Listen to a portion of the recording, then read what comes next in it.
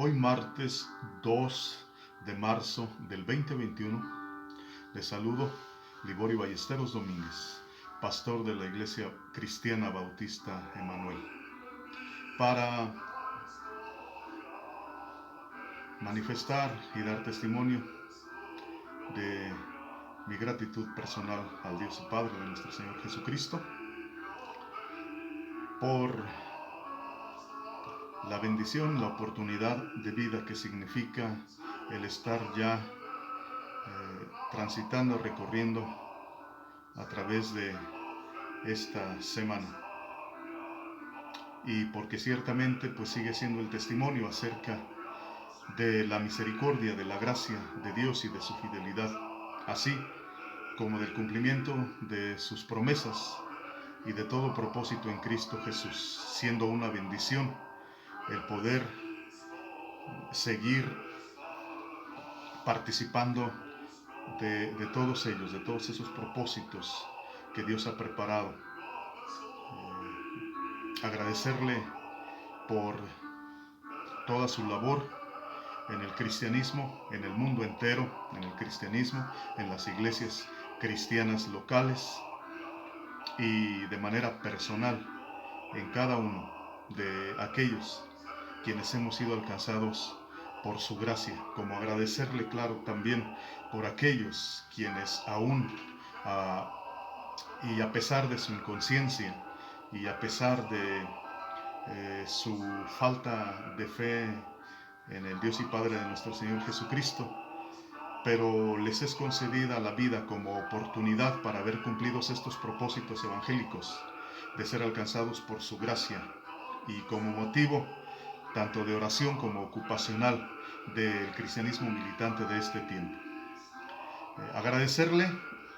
haciendo mención especial, porque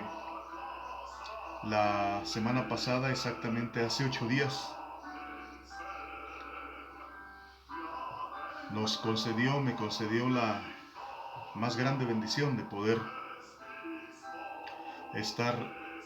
llegando a feliz término en el ejercicio ministerial de la proclamación de su palabra escrita a través de la enseñanza en el libro de Daniel, un ministerio bíblico de predicación y de enseñanza que se extendió por varios meses desde el año anterior, desde el año pasado, y que en su gracia finalmente pudimos ver concluido el martes de la semana pasada. Agradecerle al Señor por su palabra escrita, porque a través de su Espíritu también ilumina nuestras conciencias, nutre nuestra fe y nos sigue guiando en su voluntad, que es agradable y perfecta. Es una enorme bendición el poder participar de esta su obra, que pues tiene como propósito el proveernos a través de su palabra escrita como revelación especial de los elementos que nos son necesarios para poder militar nuestra fe cristiana de la mejor manera. Agradecerle por toda su obra en la congregación local, que sin que ello signifique que eclesiásticamente nos encontramos en la condición idealista evangélica, pero en el entendido de que nuestra condición indudablemente que habrá de corresponder a la voluntad soberana de Dios, en el entendido de que Él habrá de glorificarse tanto en vida como en muerte entre los seres humanos a través del juicio que lleva a cabo su evangelio cristiano, y que como iglesia cristiana también es parte de la urgencia de seguir llevando a cabo este trabajo para el perfeccionamiento, para la preparación de la misma, a fin de que pueda ocuparse debidamente en buenas obras. Para eso el Señor pues nos ha llamado. Por lo cual, pues la consigna para el día de hoy y a partir de esta semana hacia adelante, habremos de ocuparnos en nuestra preparación para continuar realizando esta obra de proclamación de la palabra escrita de Dios a través de la enseñanza hacia la iglesia en el libro correspondiente, pues del cual en su debido momento estaremos dando testimonio. Hoy, como cada semana, como cada 8 días estamos procurando hacerlos, hoy con un poco más de prisas, de premuras por causa de la obra local, y siendo urgentemente necesario continuar con este ministerio de proclamación, quiero dedicar este tiempo para llevar a cabo esta obra de proclamación de la palabra escrita de Dios a través de estos medios virtuales, y asegurándome de esta manera de seguir siendo corresponsable con todos aquellos en mi generación, los que compartimos la gracia del Señor, a la vez como este llamamiento ministerial a la proclamación de su palabra, y también desde lo que es mi condición personal ministerial, poder participar de esta labor, buscando eso, buscando poder actuar con responsabilidad, pero también ciertamente porque las condiciones actuales de vida sociales, pero también religionarias de cualquier tipo, incluidas las cristológicas y eclesiásticas, exigen las voces ministeriales de proclamación de la palabra del Señor. Léase contextualmente esta declaratoria, porque aunque existen muchas voces, eso no necesariamente asegura contar con aquellas autorizadas y que aseguren el mejor tránsito del cristianismo para acercarse a la consumación de su historia. Y de hecho lo que sí producen es confusión. En medio de esto aún tenemos todavía que ser más críticos y más agudos y discernir entre lo que son aquellas voces que ciertamente, en su gran mayoría, y en un contexto inapropiado, que es verdad, para cumplir con toda justicia y conforme a la gracia de Dios, habiendo hermanos y hermanas que han sido alcanzados por el Evangelio de Cristo y cuyas vidas indudablemente se constituyen en testimoniales vivientes en el deber de proclamar las glorias redentoras del Dios y Padre de nuestro Señor Jesucristo hacia sus personas. Pero es importante discriminar y entender, discriminar en el mejor uso y sentido de la palabra. Discriminar esta obra por su propia constitución, que es la de aquellas personas que, habiendo experimentado la obra de salvación de Dios en sus vidas, ciertamente son llamados a testificar de esa salvación que por gracia Dios les ha concedido, y que todas ellas de manera personal están enmarcadas condicionalmente, y que todas ellas ciertamente sirven para glorificar al Señor y para seguir fortaleciendo y animando en la fe al cristianismo militante acerca de la vigencia de aquel evangelio que es poder de Dios para salvación a todo el que cree. Pero la experiencia y por la condición natural de estos casos personales,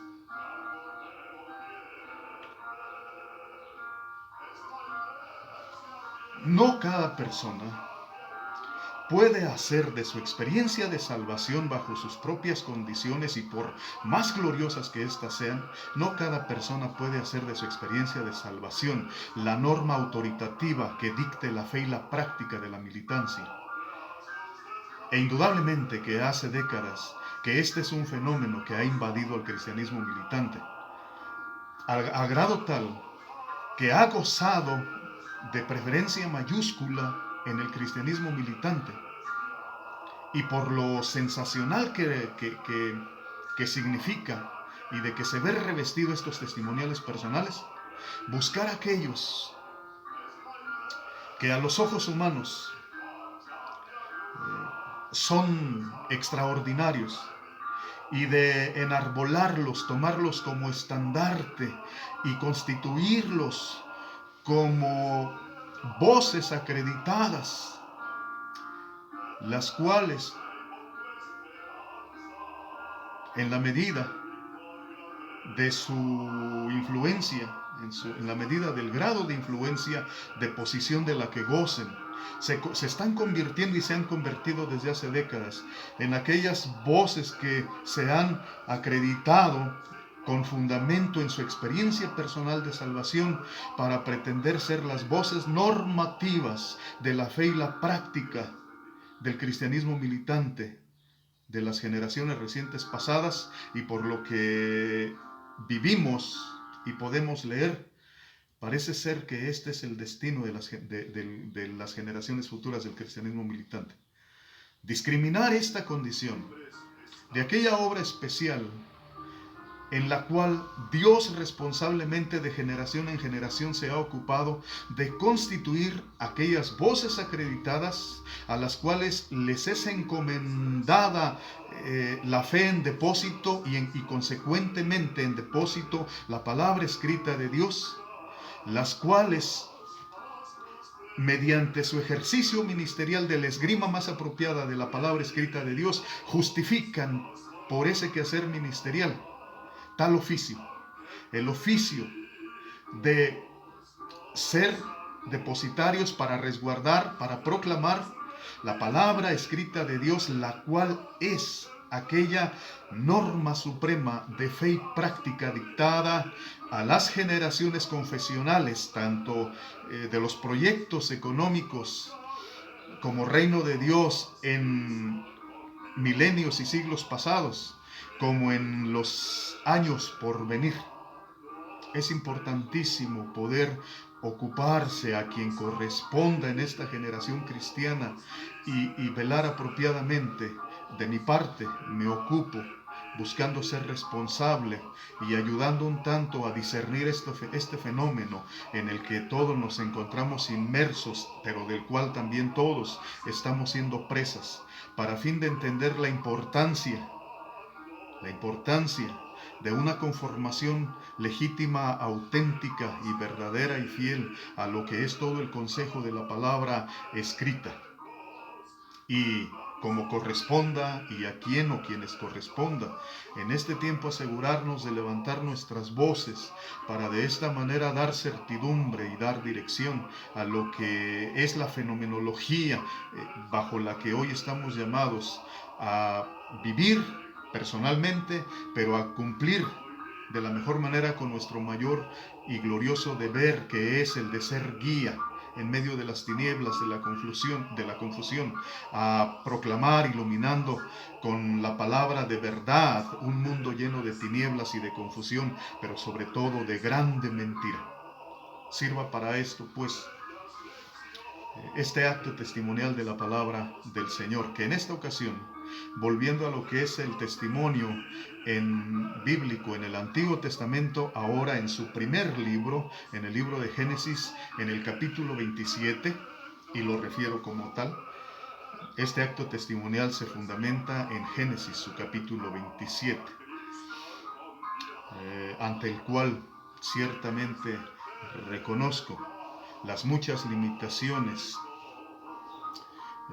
sobre las cuales es necesario procurar sobreponerse para poder hacer entrega de un testimonio confiable, fidedigno, y aunque resulte prácticamente en una incapacidad el poder hacer una exposición a detalle profunda de lo que es este testimonio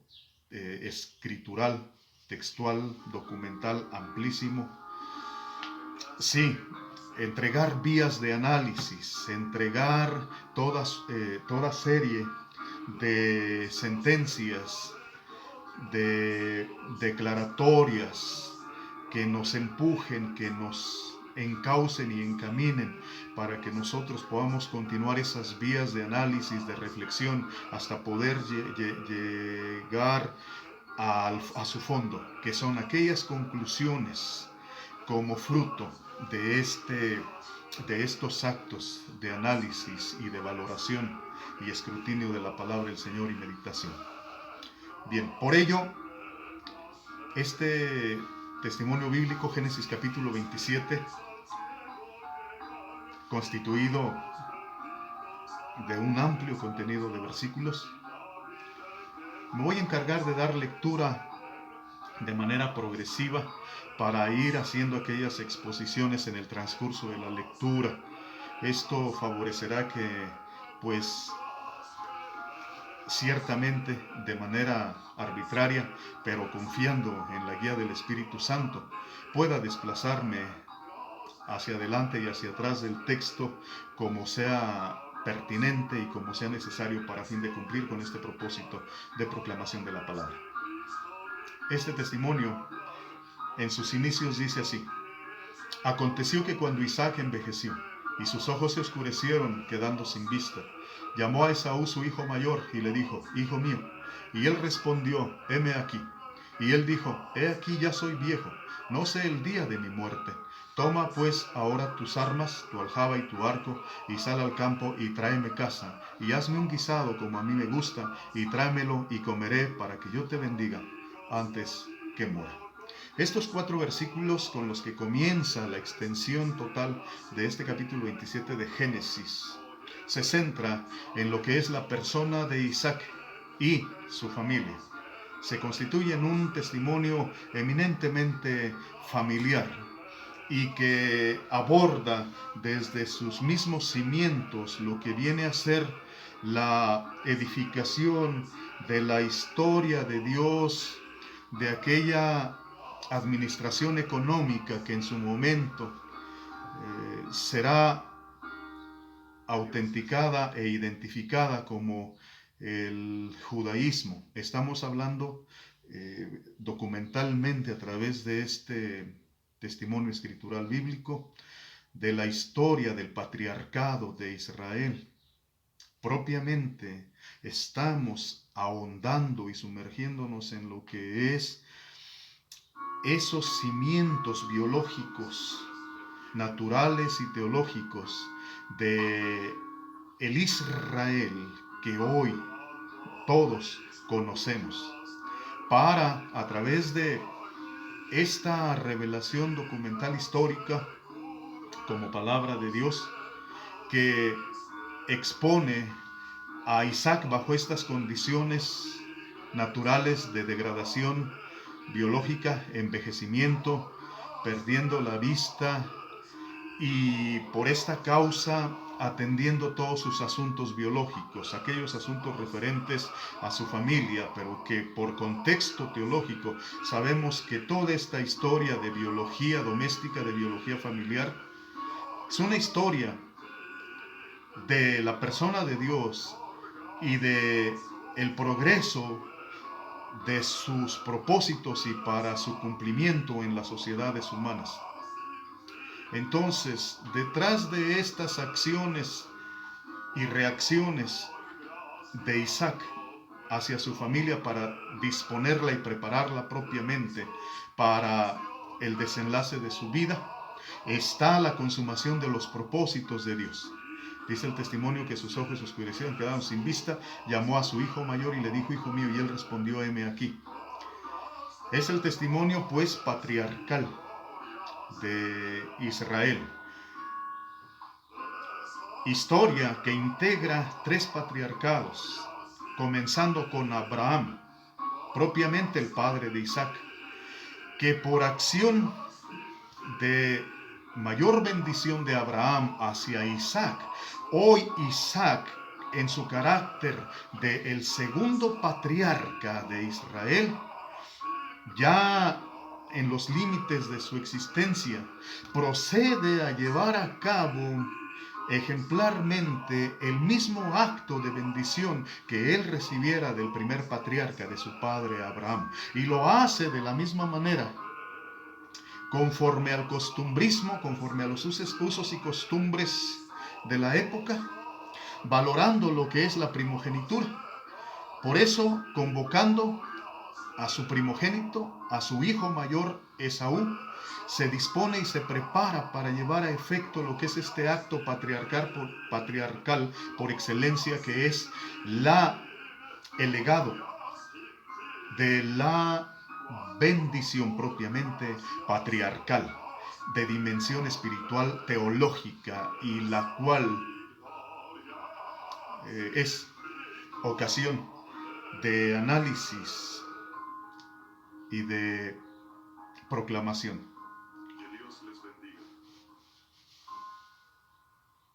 Le dijo: hijo mío, y él respondió: heme aquí. Y él dijo: he aquí, ya soy viejo, no sé el día de mi muerte. Toma pues ahora tus armas, tu aljaba y tu arco, y sal al campo y tráeme caza. Y hazme un guisado como a mí me gusta, y tráemelo y comeré, para que yo te bendiga antes que muera. Es así que, comenzando esta historia, se abordan y se exponen aquellos elementos que participan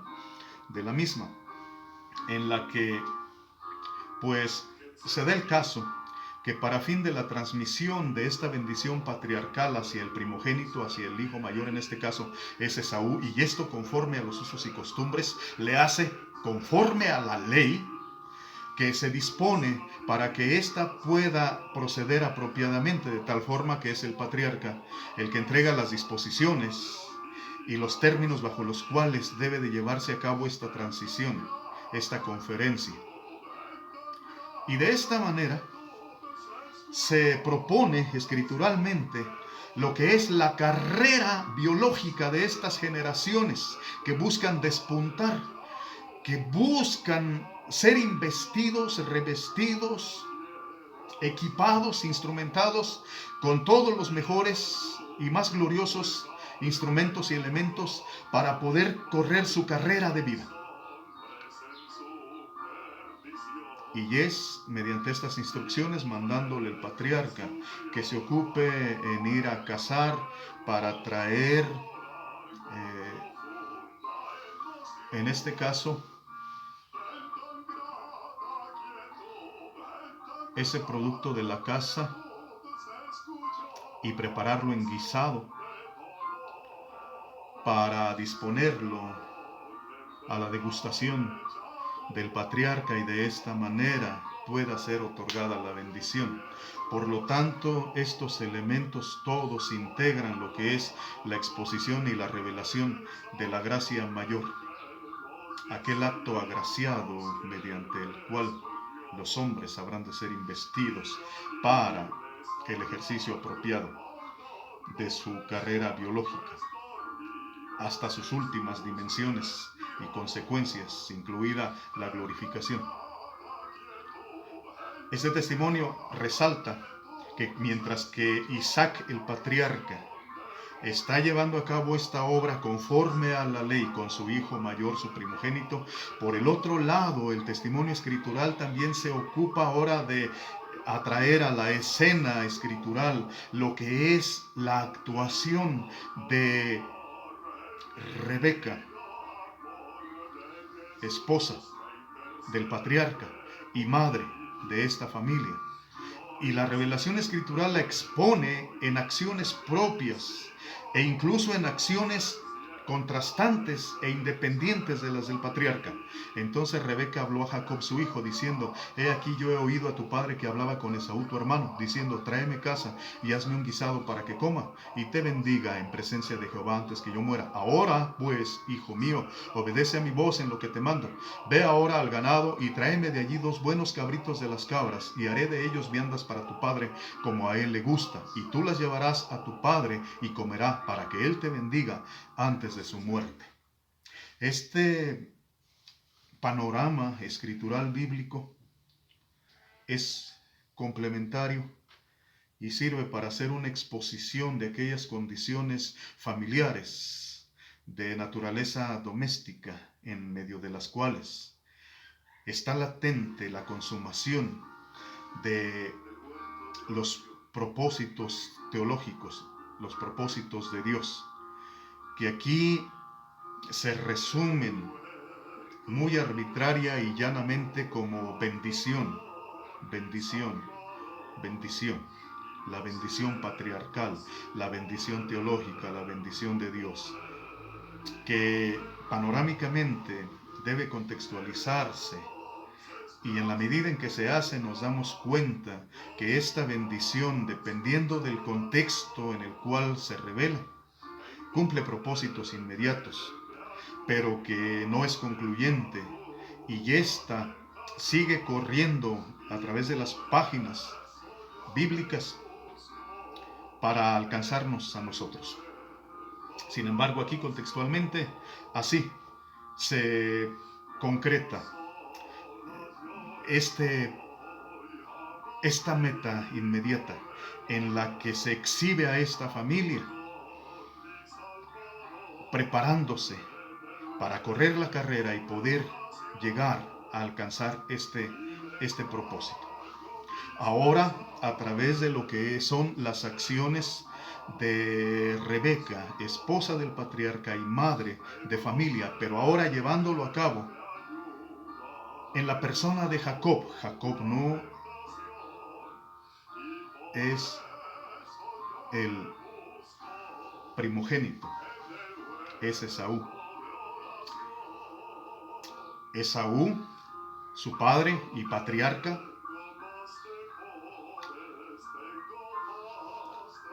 lo está preparando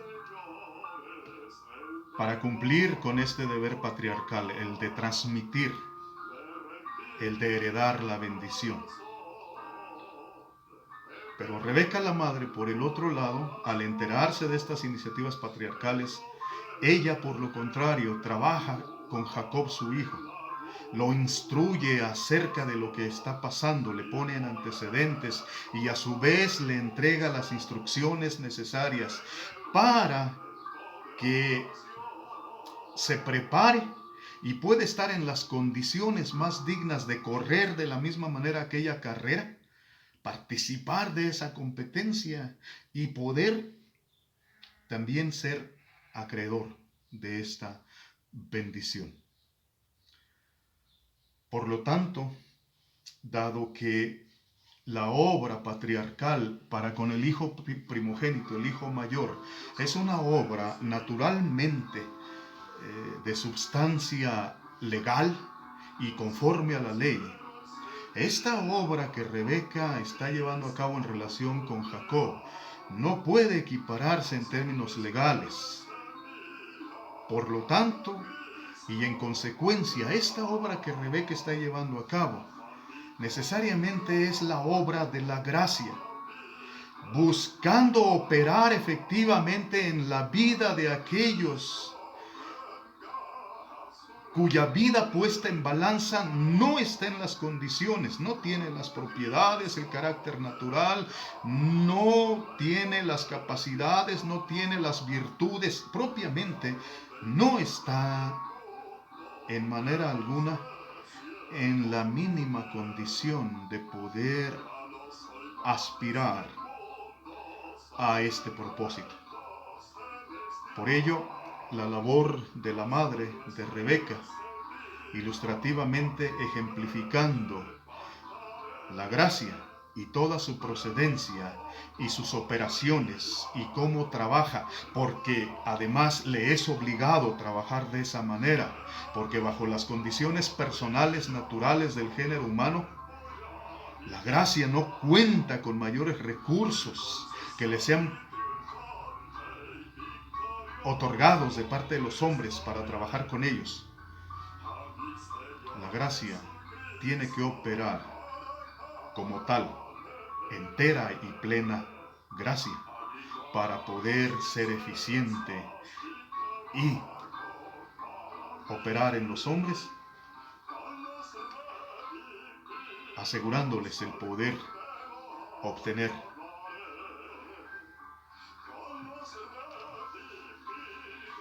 la recompensa, el propósito de vida.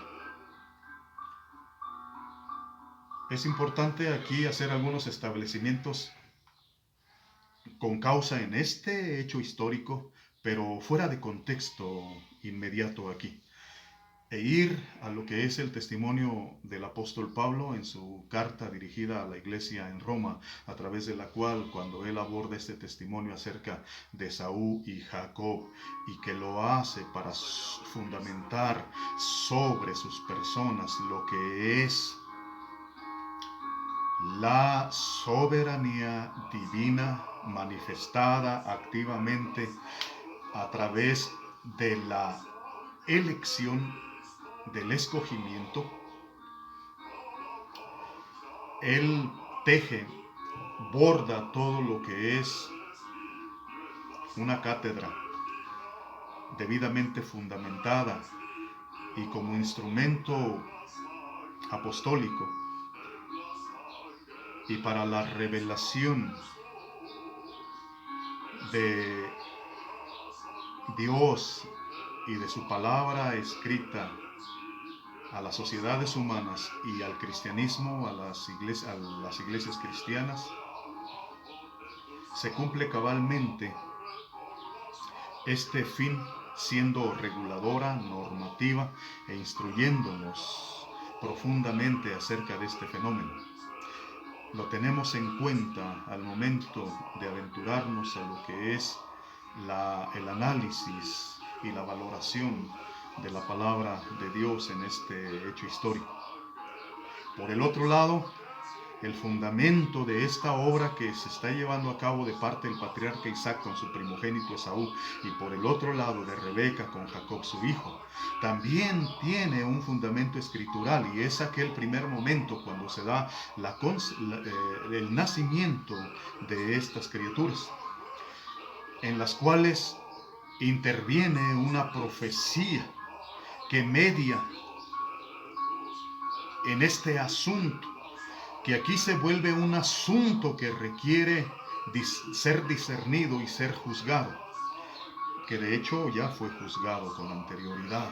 y conforme a la profecía teológica, en el mismo momento del nacimiento de estas criaturas, se determinaba, se decretaba, se predestinaba que el hijo mayor habría de servir al menor. Al parecer, Rebeca experimentalmente vivió la proclamación de este decreto profético, y al parecer Isaac no. De tal manera que Isaac, desoyendo aquella profecía, actuando bajo la ley y como procede en los usos y costumbres en este momento de la historia antigua, él de la manera más natural busca heredar la bendición a su primogénito, al hijo mayor.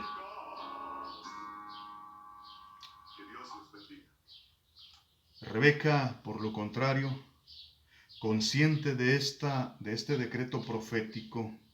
que fue proclamado, su obra en pleno uso de conciencia está encaminada a ver el cumplimiento de esa profecía en su hijo, resaltando de esta manera el carácter testimonial de este escrito documental en su carácter histórico, como un testimonial acerca de los sistemas de vida humanos gobernados por la ley, así como los sistemas de vida humanos gobernados por la gracia, para finalmente hacer entrega de su mayor y gloriosa conclusión hacia donde nos encaminamos. Una vez pues que se exponen y se hacen evidentes, por un lado, las acciones preparatorias de Isaac con su primogénito y por el otro lado las de Rebeca con Jacob, el testimonio continúa, versículo 11 en adelante. Y Jacob dijo a Rebeca su madre: he aquí, Esaú mi hermano es hombre velloso y yo lampiño. Quizá me palpará mi padre y me tendrá por burlador, y traeré sobre mí maldición y no bendición. Y su madre respondió: hijo mío, sea sobre mí tu maldición, solamente obedece a mi voz y ve y tráemelos. Entonces él fue y los tomó y los trajo a su madre, y su madre hizo guisados como a su padre les gustaba. Y tomó Rebeca los vestidos de Saúl su hijo mayor, los preciosos que ella tenía en casa, y vistió a Jacob su hijo menor, y cubrió sus manos y la parte de su cuello donde tenía vello con las pieles de los cabritos, y entregó los guisados y el pan que había preparado en manos de Jacob su hijo. El desarrollo escrito de este testimonio documental histórico le da seguimiento a estas acciones de Rebeca y nos ilustra ejemplarmente ante estas iniciativas que ella está tomando lo que es aquella condición de Jacob en el pleno uso de sus facultades, plenamente consciente de su propia condición y bajo la cual él sabe que esa su condición le es contraria, es un impedimento y le descalifica para poder dedicarse a perseguir la bendición. Ilustrativamente, todo este testimonio documental escritural sirve para poder hacer una lectura de lo que es la condición de nuestras sociedades humanas en su carácter especial antropológico. Esta es la condición humana ante los propósitos supremos y gloriosos de Dios. Ningún ser humano nos encontramos en la condición natural de poder perseguirlos, ni siquiera podemos aspirar a ellos. Por ello, este testimonio a su vez nos brinda las grandes bondades y bendiciones de poder mirar por procedencia histórica, activa, aquellos mecanismos que desde antiguo Dios se ha encargado de implementar y de ejecutar plenariamente en las sociedades humanas, para dar cumplimientos inmediatos en su presente histórico, pero para servir de testimonios ejemplares a nosotros, generaciones futuras, a quienes nos ha alcanzado los tiempos finales, y poder certificar y autenticar la cumplimentación de estos mecanismos por mayor gloria en la persona de Jesucristo, y bajo la cual administración económica de la voluntad de Dios llamada gracia. Nosotros debemos de ser preparados, debemos de ser investidos, debemos de ser perfeccionados, debemos de recibir la administración de este mecanismo de expiación, mecanismo expiatorio, mediante el cual somos cubiertos nuestras faltas, debilidades, nuestras impurezas, nuestras limitaciones, nuestra corrupción, nuestra degradación, nuestro pecado es cubierto para fin de estar en la condición de poder obtener la mayor bendición. Históricamente es la bendición. Cristológicamente se traduce desde el alcance de la misma salvación, vida eterna, hasta la consumación en la glorificación. Esos son los propósitos de Dios efectuados a través de la implementación de estos mecanismos expiatorios, de los cuales la persona de Rebeca y toda la obra que lleva a cabo, efectuándola enfocada en la persona de Jacob, así lo testifica. Sirva este testimonial para fortalecer nuestra fe, pero para conformar nuestra fe a todo el testimonio escritural bíblico y entender nuestra necesidad, no es opción, la necesidad que tenemos de conformarnos a toda la obra preparatoria, instructiva, bajo obediencia, para nosotros ser cubiertos con todos estos mecanismos, con todos estos medios instrumentales, con todas estas virtudes y propiedades, y de esta manera ser perfeccionados para nuestra comparecencia más apropiada en la presencia del Dios y Padre de nuestro Señor Jesucristo. Abrevio, existen todos los muchos detalles como fondo de este testimonio, pero hasta lo que es el verso 17, esta obra documental escritural nos guió hasta el momento mismo en el cual Rebeca, ocupándose con toda responsabilidad para expiar las faltas y limitaciones y carencias de Jacob, equipándolo, invistiéndolo apropiadamente, pone en sus manos aquel platillo que es figura de la gracia que le es otorgada y por la cual va a procurar que su comparecencia ante la figura por excelencia de toda autoridad, el patriarca Isaac, su propio padre, pueda obtener bendición y no maldición. Además de que cuando se acerca para comparecer ante la presencia del Padre, no solo ha sido investido lo más apropiadamente con eso, con las investiduras del primogénito, del hijo mayor, le hace aquí la obra expiatoria de Cristo en favor de nosotros los seres humanos, confiriéndonos su identidad. Además de esto, como equipamiento personal, cuenta también con aquel acto personal que llevó a cabo Rebeca, en la cual cuando Jacob anticipa que ante la posibilidad del real fracaso en la presencia de su padre, procurando bendición, obtenga la maldición, su madre precavidamente le dice que ella asume toda la responsabilidad y que la maldición que pudiera recaer sobre Jacob, ella la toma sobre su persona.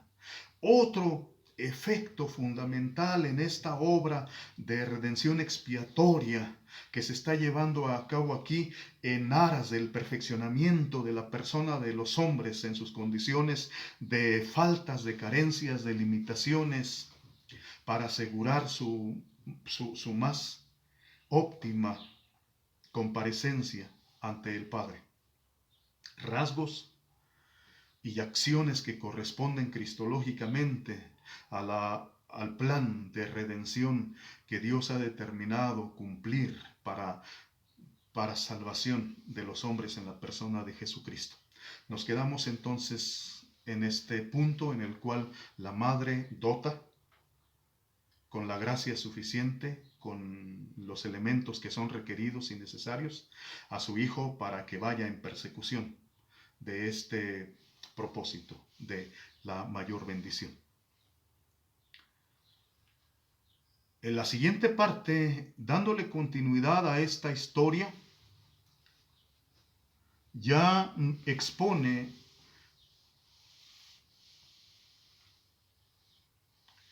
a Jacob yendo para comparecer ante su padre.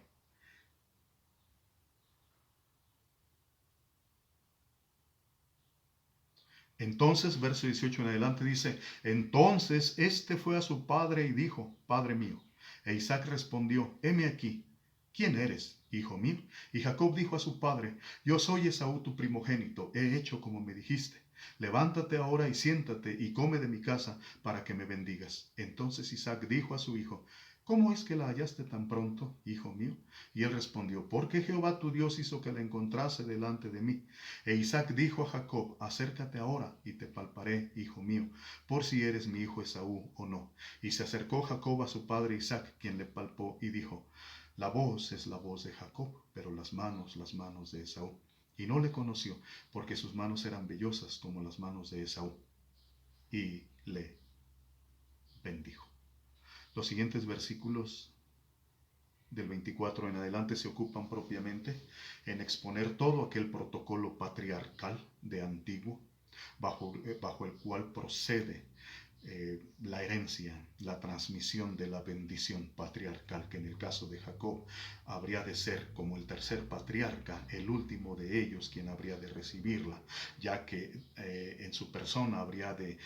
tener cumplimentación aquellas profecías patriarcales entregadas primeramente a Abraham, como eran las de la Constitución Nacionalista de Israel, y por extensión la fructificación del reino de Dios en este seno nacional.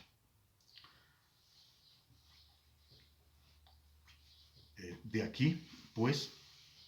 que este testimonial confirme